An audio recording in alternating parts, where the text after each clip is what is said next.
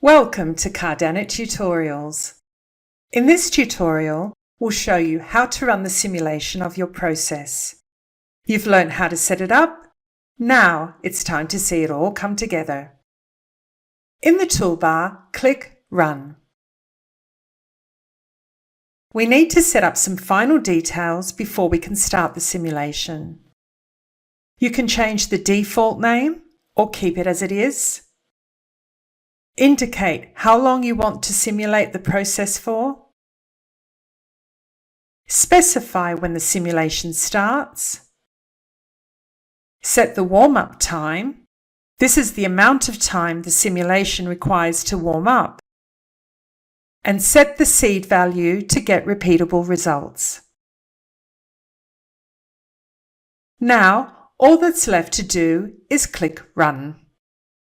Your simulation is now running. Sit back and check the notifications at the bottom of your screen to see the status of the simulation. Why not try it for yourself? If you haven't already signed up to Cardanit, click the link in the description and get started now.